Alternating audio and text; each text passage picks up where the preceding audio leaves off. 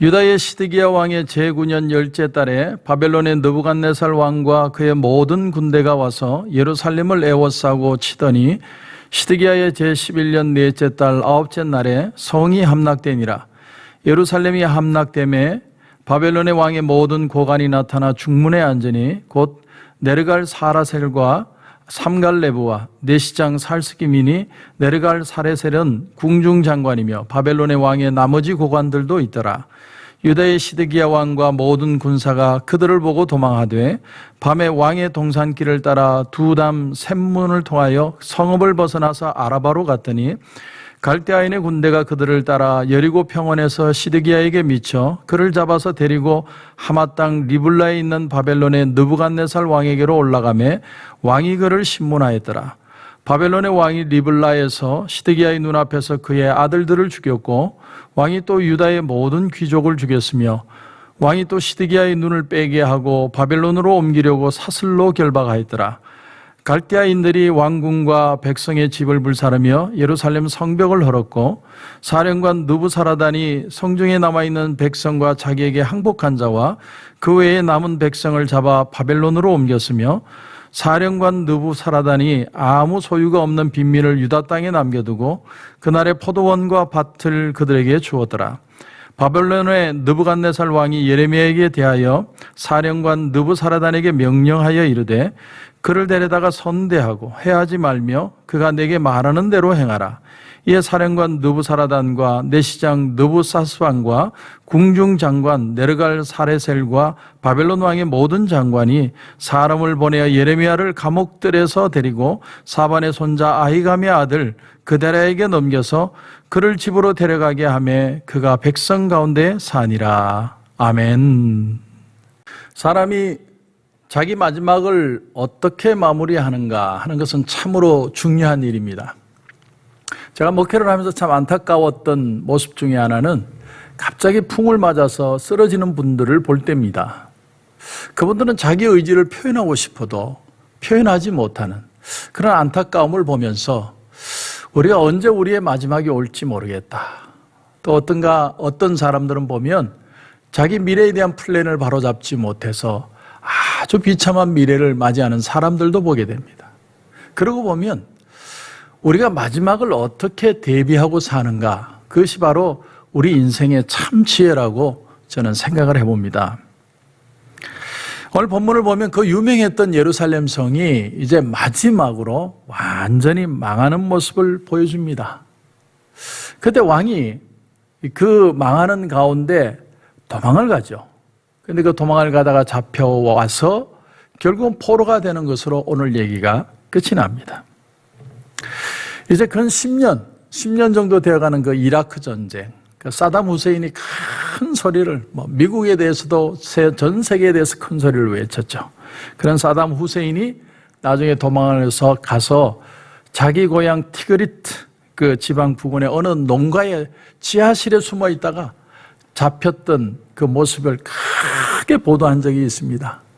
그때 보여졌던 사담 후세인의 모습은 아주 초라한 몰골에 수염이 많이 난 아주 초라한 노인의 모습이었습니다. 그렇게 당당했던 사담 후세인이 저런 모습이었을까 싶을 정도로 그렇게 비참한 모습으로 변한 모습을 우리는 봤습니다.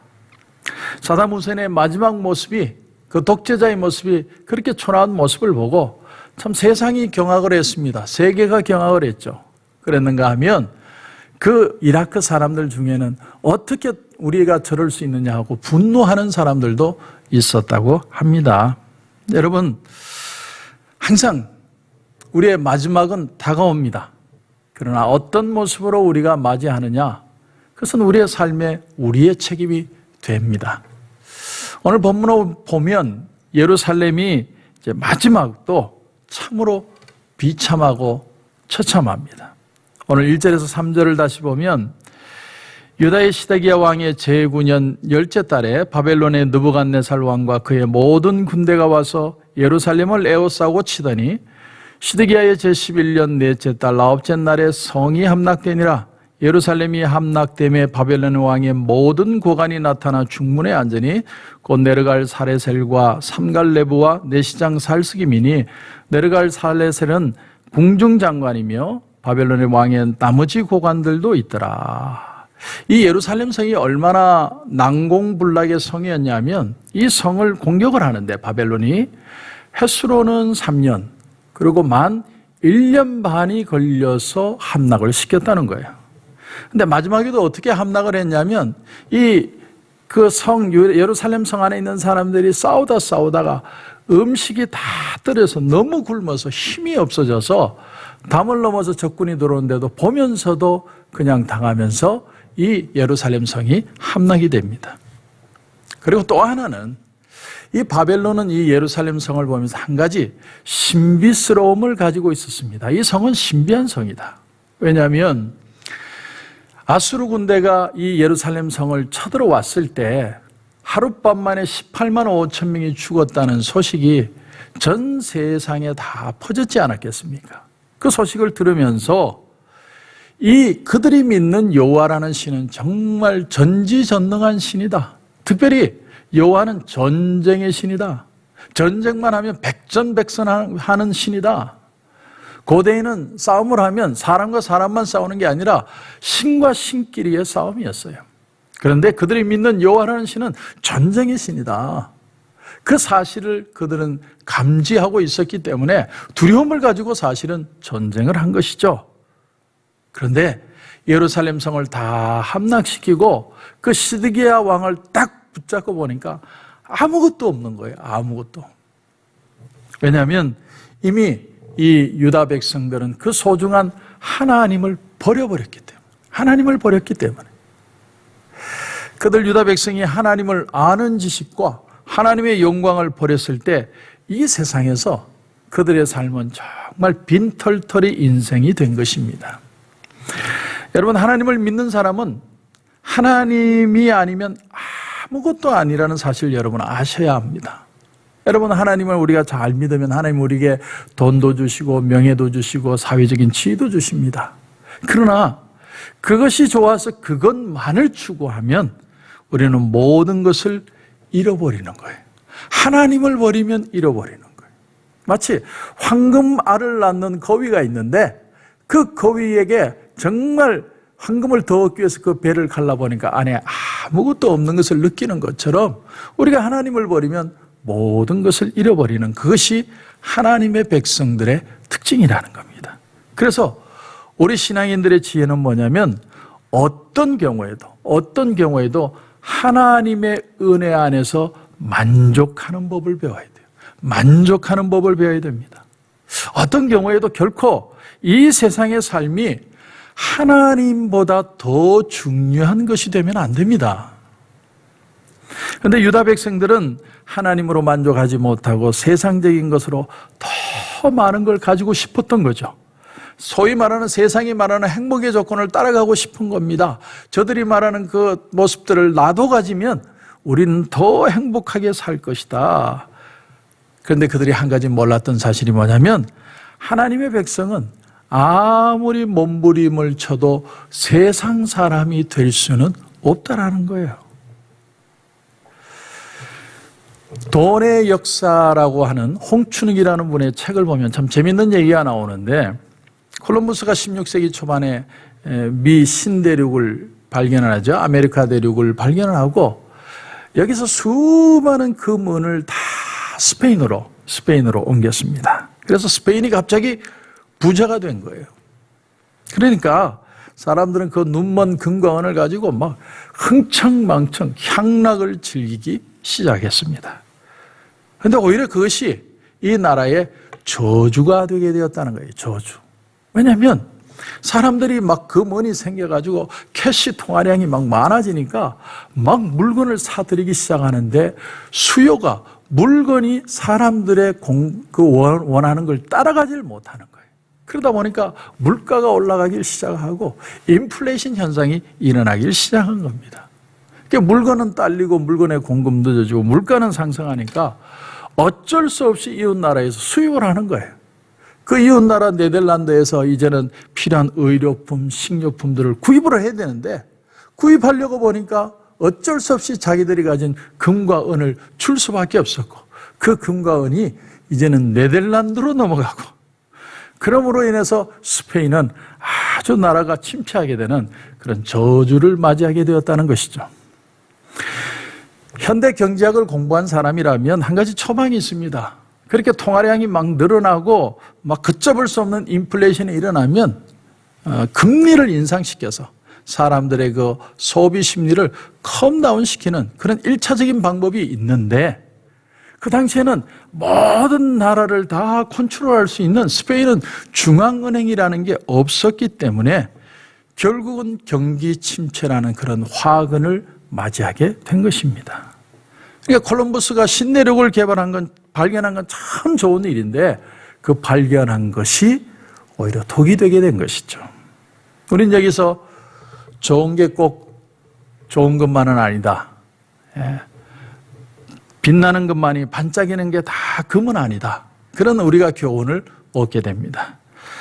오늘 하나님이 우리에게 훈련시키는 게 하나가 있습니다. 그것이 뭐냐면 아무리 우리가 세상에서 누리는 게 없고 우리의 삶이 부족해 보여도 우리는 하나님만을 붙들면 하나님이 결국은 우리를 인정해 주시는 날이 온다라는 것입니다.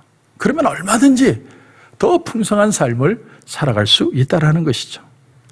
따라서 오늘 이 시간에 우리에게 제일 중요한 작업이 뭐냐면 하나님의 말씀으로 늘 새로워지는 것. 또 하나님 말씀보다 더 중요한 것은 없다는 자세로 살아가는 것. 두 가지입니다. 하나님 말씀을 늘 새롭게 붙드는 것. 하나님의 말씀대로 살려가는 것. 그런가 하면 하나님보다 더 귀한 것이 없어야 한다는 것. 그렇게 하기만 하면 하나님은 우리에게 풍성한 은혜와 축복을 내려주십니다. 그러나 그것으로 만족하지 못해서 하나님을 버리고 말씀을 버리면 결국 유다처럼 다 뺏기는 거예요. 다 없어지는 그것이 우리 신앙인의 삶이라는 겁니다. 예레미야는 이 유다 백성들에게 그들이 망하기 전에 외쳤습니다. 너희들이 바벨론에 망한다. 너희들이 회개해야 된다. 바벨론에 망하여서 그들에게 지는 것을 받아들여라. 끊임없이 외쳤습니다. 그러나 예루살렘 성 사람들은 귀 전으로도 듣지 않았습니다. 왜냐하면 그들에게는 양식도 풍부하고 그들은 또한 무기도 많고 또 주변에 아주 관계가 좋았기 때문에 자기들이 혹시나 다른 나라의 침략을 당하면 애굽이 와서 자기들을 도와줄 것이라고 생각했습니다. 근데 막상 전쟁이 터지고 보니까 양식은 다 떨어지고 그렇게 믿었던 애굽은 자기들을 도와줄 수도 없었고 왕은 결국은 도망가다 잡혀서 자기 눈앞에서 자기 아들이 죽는 걸 보고 자기 두 눈은 뽑혀서 포승줄에 쇠사슬에 묶여서 포로로 끌려가게 되는 비참한 삶을 살게 되었습니다. 자, 여러분 1년 반 만에 예루살렘을 함락시킨 이 바벨론 군대는 마치 성난 1위 때 같았어요. 그들은 성 안에 들어오자마자 막 닥치는 대로 죽이고 불태우고 그들을 약탈했습니다. 자, 그런데 오늘 이 본문을 보면 그런 엄청난 멸망 속에서도 한 가지 놀라운 사건이 하나가 있습니다. 하나님이요, 모든 걸 다 잃어버렸는데 그 잃어버린 것 중에 한 사람은 못 건드리게 하셨습니다. 한 사람. 그 사람이 누구냐면 바로 예레미야죠. 예레미야. 오늘 말씀에 여러분 11절 이하에 보면 바벨론의 느부갓네살 왕이 예레미야에 대하여 사령관 느부사라단에게 명령하여 이르되 그를 데려다가 선대하고 해하지 말며 그가 내게 말하는 대로 행하라. 느부갓네살 왕은 직접 명령을 내서 야, 너희들 예레미야라는 사람은 건드리지 마. 그리고 그 사람이 원하는 대로 다 해줘. 이렇게 말을 했다는 거예요. 여러분, 느부갓네살 그 한 나라의 거대한 나라의 왕이 어떻게 예레미야를 알고 이렇게 선대했을까? 우선 생각해 볼 것은 아마도 예레미야가 너희들 바벨론에 망한다. 빨리 항복해라. 그것이 하나님 뜻이다. 그렇게 얘기하는 것을 듣고서 이 사람은 친 바벨론파구나. 그렇게 생각했을 가능성이 있을 수 있다는 겁니다. 그러나 예레미야가 그들에게 외친 건 뭡니까? 너희들이 회개하지 않고 하나님의 법 바로 사지 못하기 때문에 그 죄값으로 너희들은 바벨론에 망하게 될 것이다. 그들을 깨닫게 하기 위해서 외친 것인데 그것이 아주 우연의 일치처럼 맞아떨어진 것이죠. 우리가 세상을 살다 보면 하나님의 말씀을 따라 사는 것이 참 바보스럽고 어떤 때는 참 우리의 모습이 초라해 보일 때가 많습니다. 하지만 하나님은 이 땅을 내려다보시고 정말 우직하게 내가 잃든 얻든 내가 하나님 앞에 있는 그 한 사람을 찾습니다. 그리고 하나님이 그 한 사람을 지켜내신다는 거예요. 한 번은 플로첸이라고 하는 독일 의사가 북한에 들어가서 이제 북한 사람들을 환자들을 치료를 하는데 한 번은 화상을 입은 사람이 있는데 자기 피부를 이식을 해서 그 화상 입은 사람을 치료를 하는 걸 보면서 이 북한 당국이 감동을 해가지고 당신은 이 북한에 어디든 다 돌아다녀도 된다. 허가증을 준 일이 있었습니다. 여러분, 우리가 신앙을 우직하게 지키고 산다는 거 아무도 알아주지 않는 외로운 일일 수 있습니다. 누가 본다고요? 그런데 여러분 기억하십시오. 하나님이 저와 여러분을 보고 계십니다. 하나님이 기뻐하시면 적을 감동해서라도 우리를 돕게 하시는 분이 우리 하나님이라는 사실이. 저는 지금 이 코로나 사태를 보면서 조용히 이런 생각을 해봅니다. 지금 이 시련이 있지만 이 속에도 하나님이 우리를 순수하게 만드시는 그런 어떤 손길이 있으시겠다. 그것이 뭘까?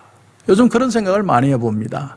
첫째로 떠오르는 건 우리가 당연하게 주일이 되면 교회는 오지만 와야 되기 때문에 오는 습관적인 우리의 신앙의 삶은 아니었던가.